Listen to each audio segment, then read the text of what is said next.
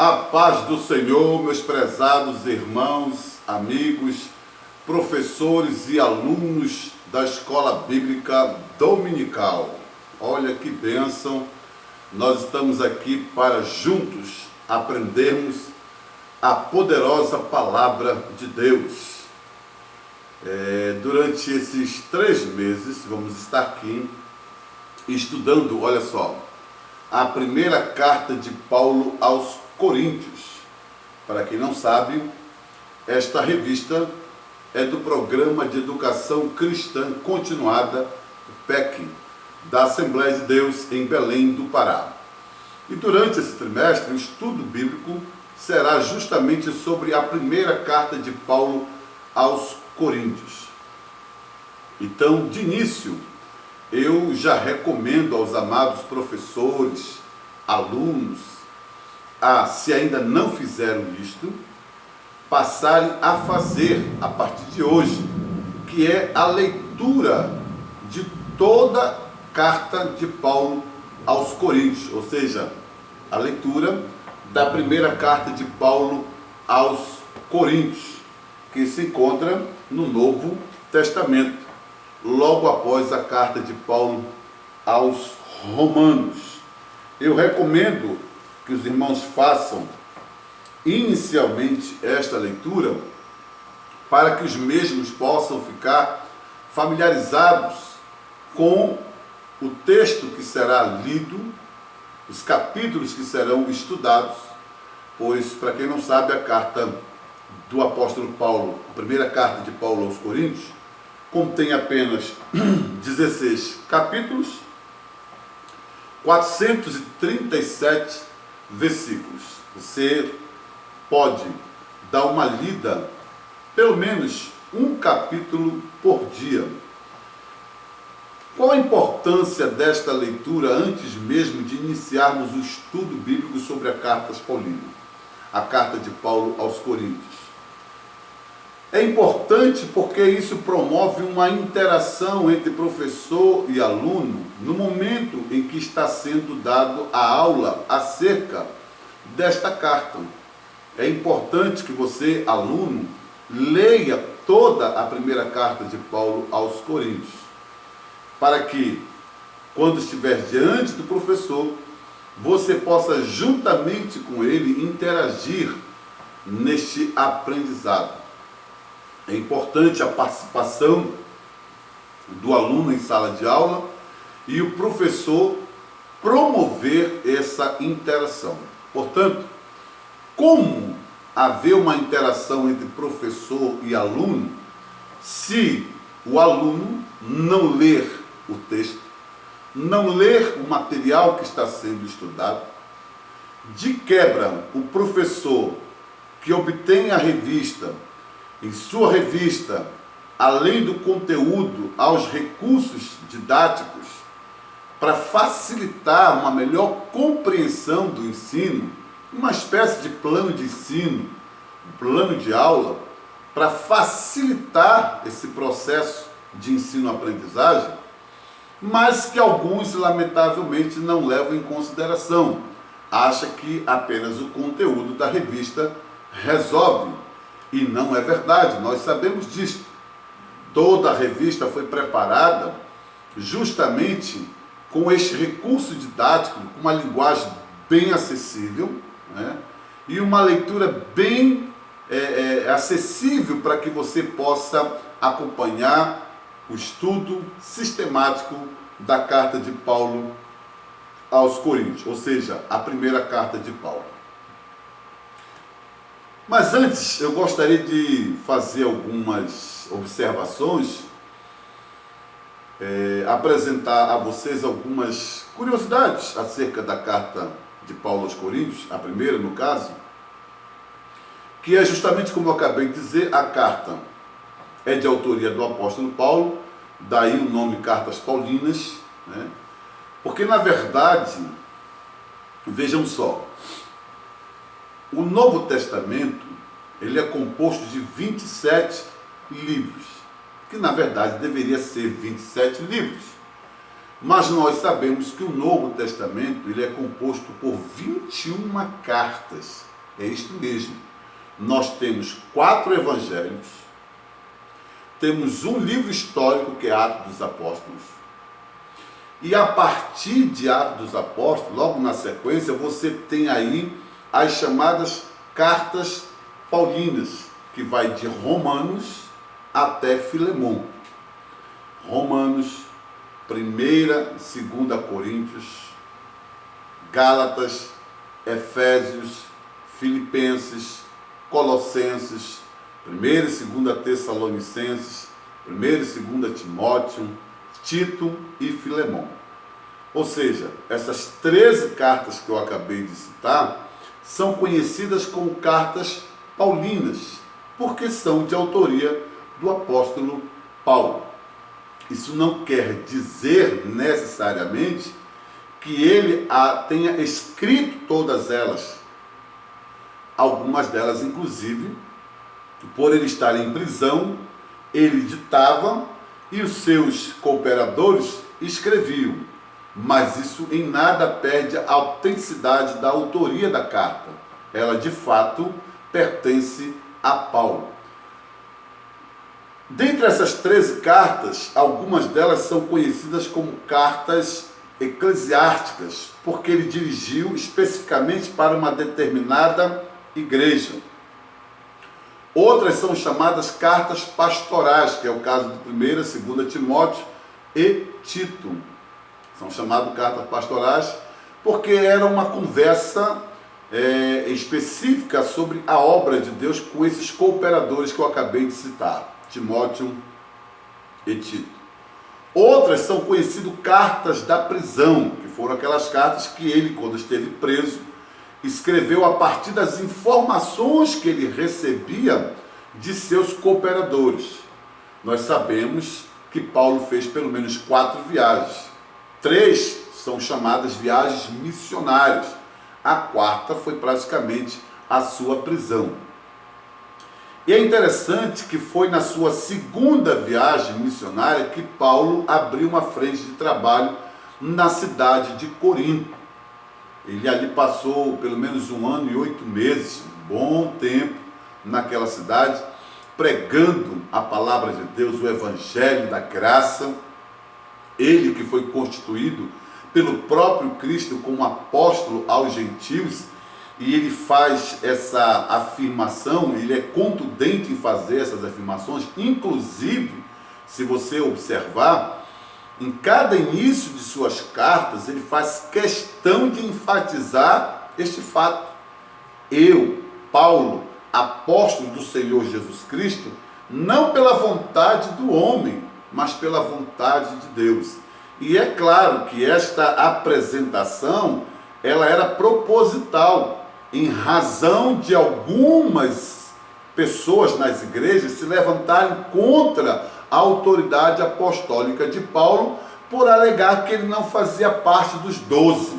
Daí esta proposição de Paulo em se apresentar como o apóstolo de Jesus Cristo, não pela vontade de Deus, pela vontade do homem, mas pela vontade de Deus. É importante nós enfatizarmos isso aqui, tá?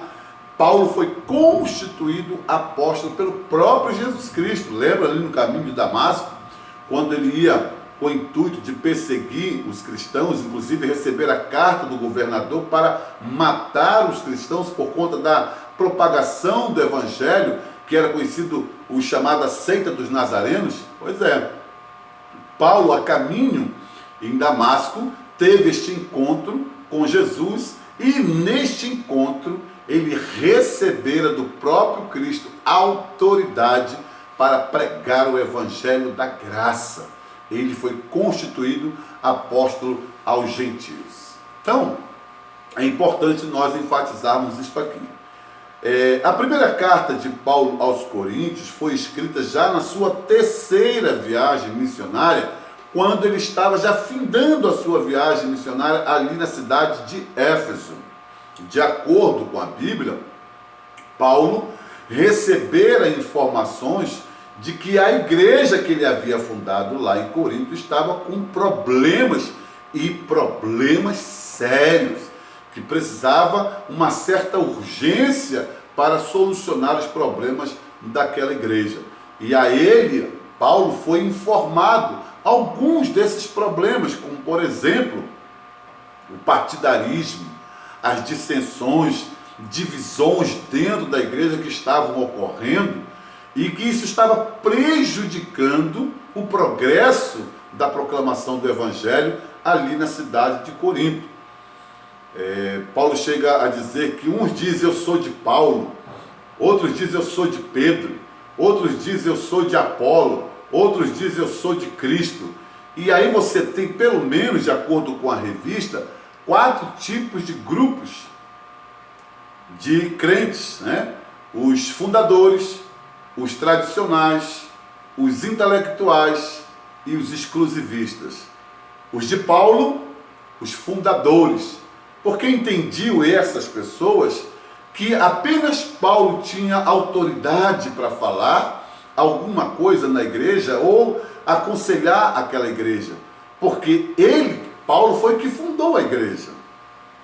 Será que ainda encontramos esse tipo de coisas em nossas igrejas, na atualidade? Pessoas que, porque abriram aquela frente de trabalho, deram o pontapé inicial naquela obra, se acham dono da obra, e essas pessoas geralmente têm uma certa influência, às vezes até para o pastor tomar alguma decisão na igreja, eles tomam a dianteira, se colocando acima da autoridade do pastor da igreja. Os tradicionais diziam eu sou de Pedro. E por que os tradicionais? Porque defendiam o fato de Pedro de fato ser apóstolo de Jesus Cristo entre os 12. Então pensavam eles, quem é Paulo? Paulo nem apóstolo de Jesus Cristo ele era. No entanto, Pedro não. Pedro fazia parte dos 12.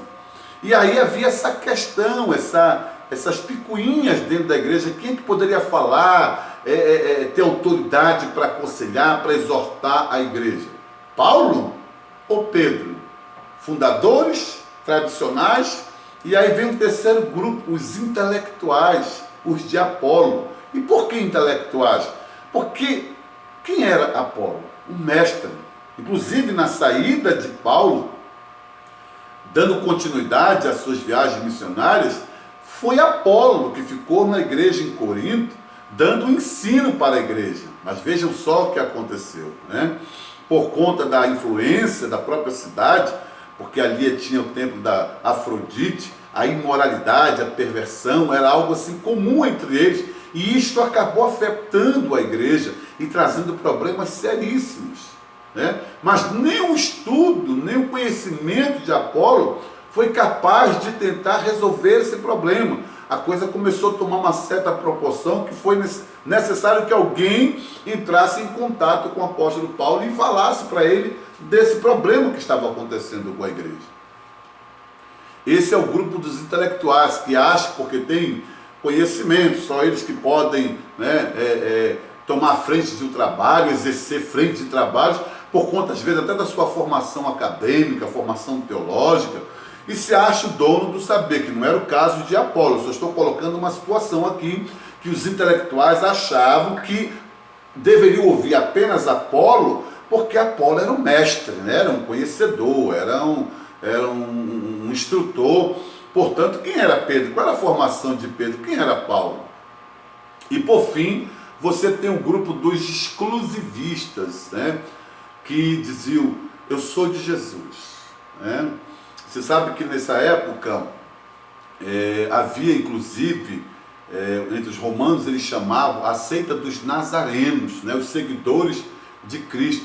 E a gente sabe que Jesus, mesmo tendo sido sacrificado, morto, ele ao terceiro dia ressuscitou, e depois da sua ressurreição ainda foi visto por mais de 500 pessoas, mas foi assunto aos céus, mas nem por isso os seus seguidores deixaram de proclamar o Evangelho. Então, esse se sentiu no direito de apenas ouvir a Jesus, né? Receber a revelação dele. Não acatavam a autoridade de Paulo, não acatavam a autoridade de Pedro, nem tampouco a autoridade de Apolo. Só queriam saber ou fazer alguma coisa se Jesus revelasse.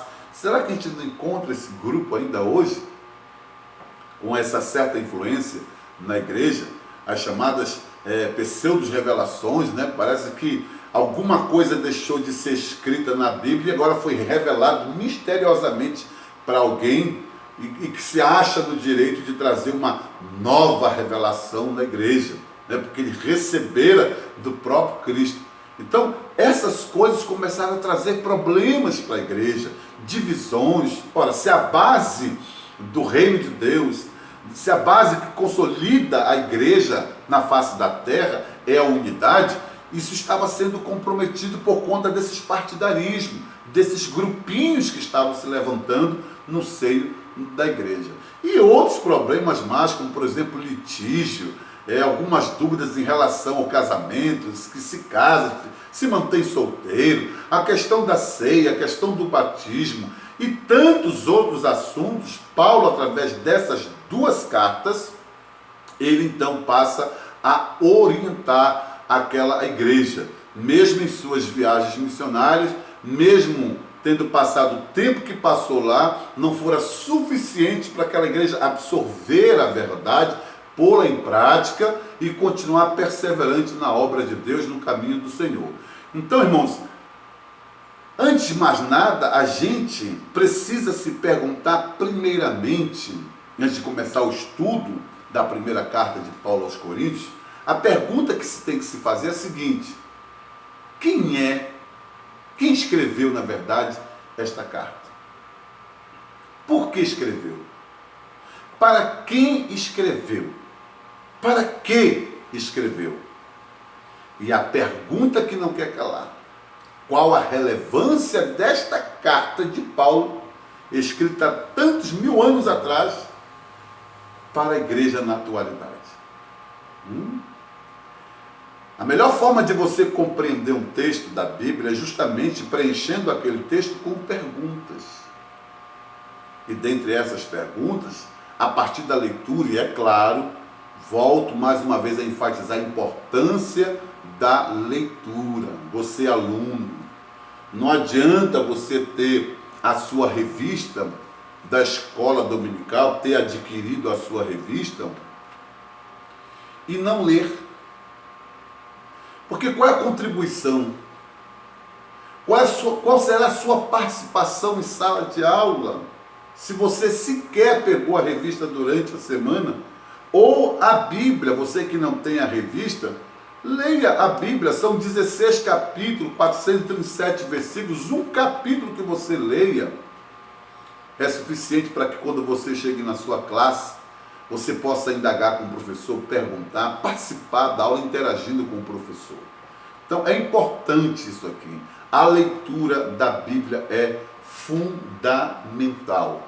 E além da Bíblia, irmãos, eu recomendo aos amados irmãos, eu vou até mostrar aqui para vocês, que é importante que os irmãos possam também fazer um esforço, uma economia, né? Adquirindo, além da revista, primeira carta de Paulo aos Coríntios, o livro de apoio, que é uma série de comentários positivos da primeira carta de Paulo aos Coríntios. Preben Wang, o autor, né, deste livro, que eu recomendo aos irmãos. E também A Vida e os Tempos do Apóstolo Paulo, de Charles Ferguson. Este livro aqui, irmãos, olha, eu recomendo aos irmãos, porque trata-se da reconstituição da mais famosa história missionária da igreja cristã, por esse cidadão aqui, o apóstolo Paulo. E dentre outros livros aqui atrás, você deve estar vendo aqui, olha só, O Apóstolo da Graça, né, do F.F. Bruce, Paulo, uma biografia, este aqui do pastor Ciro Sansibordi, Os Evangelhos que Paulo jamais pregaria, eu recomendo, é fascinante esse livro. Tem aqui também do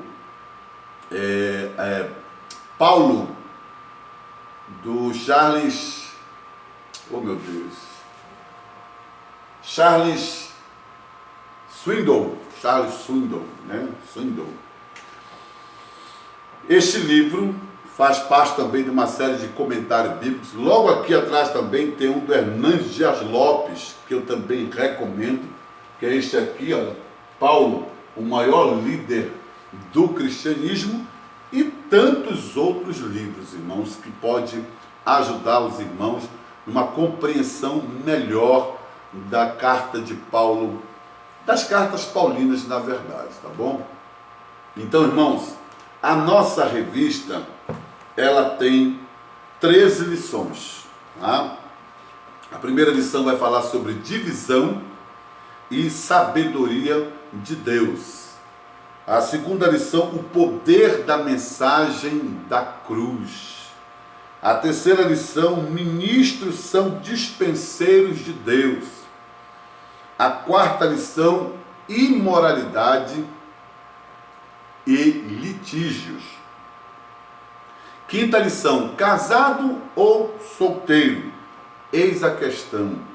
Sexta lição, alimento, ídolos e liberdade cristã. Sétima lição, Paulo, exemplo de liberdade. Lição 8, culto cristão e a ceia do Senhor. Lição 9, os dons espirituais unindo a igreja.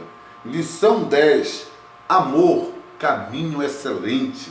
Lição 11, dom de profecia e a ordem no culto. Lição 12, o poder da ressurreição de Cristo. E por fim, a lição 13, planos e saudação final. Aqui, irmãos, esta é a revista desse trimestre do Programa de Educação Cristã Continuada, PEC, primeira carta de Paulo aos Coríntios. E este é o livro de apoio, tá, que eu recomendo aos irmãos, Pré-Vivang, da editora Vida Nova, e este aqui, da editora CPAD, A Vida e os Tempos do Apóstolo Paulo, como também os que estão aqui, em especial, os evangelhos que Paulo jamais pregaria, do conceituado escritor que eu admiro muito. Eu tenho pelo menos 12 livros deste escritor, Ciro Sanzibord, aqui no meu acervo, e dentre eles Paulo e os evangelhos que Paulo jamais pregaria, né? E tantos outros que eu recomendo para que os irmãos possam ter uma melhor condição, né, no momento que estiverem ministrando as suas aulas nas classes, nas células. Tenho certeza que todos nós aprenderemos uns com os outros, né, e chegaremos a tirar as nossas dúvidas e obter respostas a situações que ainda hoje, né, ocorrem em nossas igrejas, que às vezes, enquanto obreiro, temos certa dificuldade até mesmo de solucionar esses problemas. E a Bíblia, irmãos, tem resposta para tudo. Portanto, irmãos, essas são algumas das curiosidades preliminares que eu queria passar para os irmãos. E como eu estava dizendo, eu vou concluir aqui porque eu me lembrei agora, o Novo Testamento são 27 livros, só que desses 27 livros, 21 são cartas. Dessas 21 cartas, 13 são de autoria do apóstolo Paulo. E as outras 8 são cartas universais. E o Novo Testamento encerra com o livro profético, que é o Apocalipse. Então, irmãos, estudem, leiam primeiramente. Eu recomendo que os irmãos, alunos, professores, leiam primeiramente a primeira carta de Paulo aos Coríntios. Na verdade, irmãos, o ideal seria que os irmãos lessem Atos dos Apóstolos para conhecer, né, como surgiu o apóstolo Paulo, né? Como é que ele aparece no cenário da igreja. Então é importante que os irmãos leiam Atos dos Apóstolos e depois de Atos dos Apóstolos você então possa ler as cartas paulinas, em especial a carta de Paulo aos Coríntios, tanto a primeira quanto a segunda carta. No mais, quero desejar aos amados irmãos uma boa aula, tá? Interage com os seus alunos, com perguntas, com questionamentos. É importante, nesse momento que a igreja está vivendo, essa questão da pandemia, muitos irmãos já não estavam se congregando e por conta dessa pandemia também, até porque há alguns casos que as pessoas fazem parte do grupo de risco, outras acabam se aproveitando dessa situação e acabam nem vindo para a igreja. Isso é um perigo para a sua vida espiritual. Isso não é salutar, isso não é bom. O bom é você se congregar, o bom é você estar na escola dominical, a maior agência poderosa de ensino da palavra de Deus, a nossa escola bíblica dominical. Lá em Provérbios capítulo 3, versículo 13, diz que bem-aventurado o varão que acha sabedoria e o varão que adquire conhecimento. Portanto, conhecimento nunca é demais. A palavra de Deus recomenda, conheçamos e prossigamos em conhecer ao Senhor. Então, irmãos, é importante nós nos envolver mais e mais com a leitura, com a meditação da palavra de Deus, procurando aprender mais e mais a palavra de Deus. Falava hoje pela manhã aos alunos que a Bíblia, a palavra de Deus, lá em Marcos capítulo 16, versículo 15, a ordem imperativa de Cristo qual é? Ide por todo mundo, pregai o evangelho a toda criatura. Quem crer e for batizado será salvo. Quem não crer será condenado. Então, qual o papel da igreja? Nós, enquanto reino de Deus, irmãos, devemos primeiramente ir, pregar, evangelizar, ensinar e fazer discípulos. Eu vou repetir. Esta missão da igreja se resume nesses 5 atos: ir, pregar, evangelizar, ensinar e fazer discípulos. Quem convence o pecador não é o pregador. Quem convence o pecador é o Espírito Santo. É tanto que Jesus disse: ide por todo mundo, pregai o evangelho a toda criatura. Quem crer, for batizado, será salvo. Quem não crer, será condenado. Então não se preocupe se você tem pregado, se você tem feito culto ao ar livre, se você tem dado o melhor de si, mas não está obtendo resultado no que diz respeito à conversão de pessoas. Não é sua missão, não é seu papel. Esse papel só pertence, na verdade, a decisão dessa aceitação da palavra só depende de 2 pessoas. Primeiramente, o Espírito Santo que convence.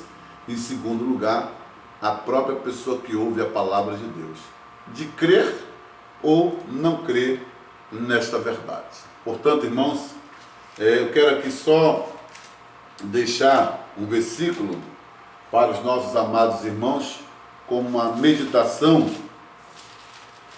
para que eu e você possamos de fato entender a nossa missão enquanto reino de Deus. Diz assim, primeira carta de Paulo aos Coríntios, capítulo 9, versículo 16. Porque se anuncio o evangelho, não tenho de que me gloriar, pois me é imposta essa obrigação. E ai de mim, se não anunciar o evangelho. Mas é aquela tal coisa, para eu anunciar o evangelho, eu preciso aprender. Aprender para ensinar, para evangelizar, pregar e fazer discípulos. Bom, que Deus em Cristo nos abençoe. Teremos um próximo encontro. Compartilhe este vídeo com seus amigos, com seus irmãos. Eu tenho certeza que bênçãos sem medidas Deus irá derramar sobre cada um de nós, sobre as nossas vidas. Que Deus abençoe sua família, Deus abençoe seu ministério, você professor, você aluno, e que o nome do Senhor Jesus Cristo venha a ser mais e mais glorificado em nossas vidas. A paz do Senhor Jesus. Amém.